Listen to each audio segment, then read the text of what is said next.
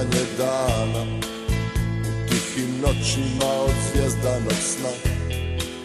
Rumenim sutonima ona me ljubi, zelenim poljima i beskrajem dna. Ja sam je gledao kroz kapljice kiše, ona je svjetlo što me vodi kroz noć. Olujnim valovima ona me njiše, ona je ljubav koja ne može proći. Ja bi ugledao sunce kad bi rješenja u ovim trenucima i oduzeli smo loptu. Dobro, nema prekršaja, ide naša kontra, ne smo stavili obranu. Čupić uđe do kraja, Ivan Čupić, treći puta večeras zabija za Hrvatsku. Imamo 3 razlike, 4-1 nakon 6 minuta. Vlado, početak kako smo samo poželjeti mogli. Strašno, Ivan Čupić zabija, fenomenalno. Pokazuju sa poljske klupe da se podigne ruke. Ruke su podignute, moramo na brzu realizaciju. Odlično.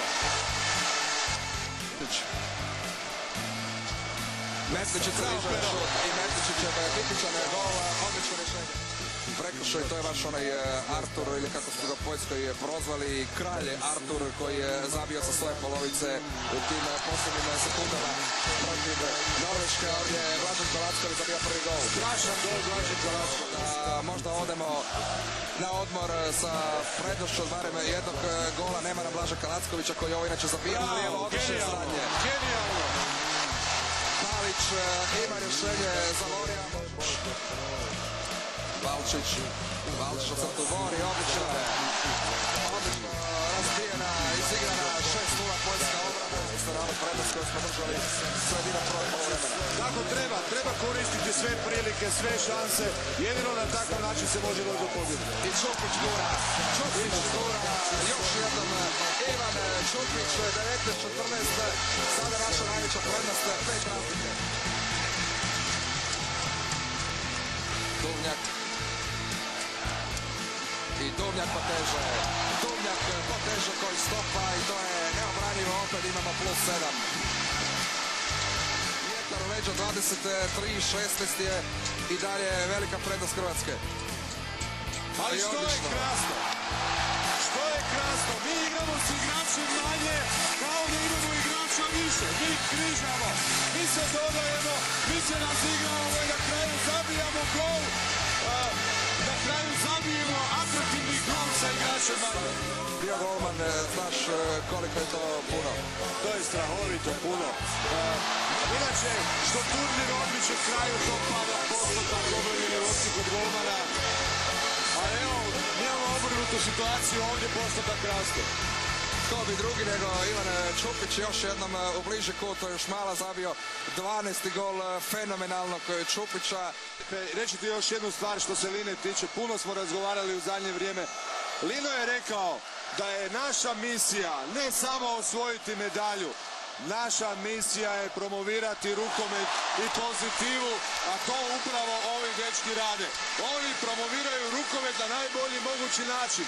Oni promoviraju pozitivu u ovoj zemlji u kojoj pozitiva treba.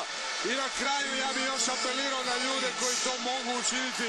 Zaslužili smo da nam izgradite rukometni dom. Ušli smo u posljednju minutu bez prekršaja, nema ovakvog pogotka ovdje, i opet naše kontre. Hrvatinu ispada lopta, ali ima vremena popraviti, može li? Može. Bravo, dečki.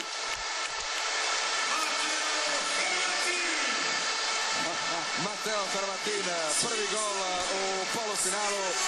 Ovo su naši ljudi koji danas nisu igrali. Šprem, Zrnić i Josip Valčić danas nisu, ali igrali su nekim drugim utakmicama. Još će ih u budućnosti koristiti.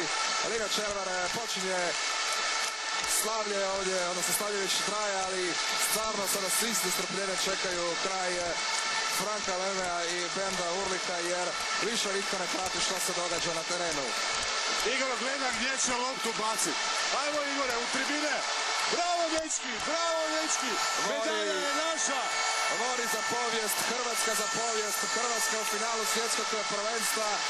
Hrvatska ima najmanje srebro, a onda stiže nam završni obračun u nedjelju protiv Francuske, drugi puta na ovom prvenstvu. I Vlado, mislim da se ovdje nema toga puno za reći. Fenomenalna partija, fenomenalna pobjeda i jedina smo reprezentacija na ovom svjetskom prvenstvu koja nije ni jedan bod izgubila. Filipe, ovdje ne treba ništa dodati, treba isključiti mikrofone i pustiti kameru, neka prikaže atmosferu, neka sve kamera kaže. Pa onda učinimo to.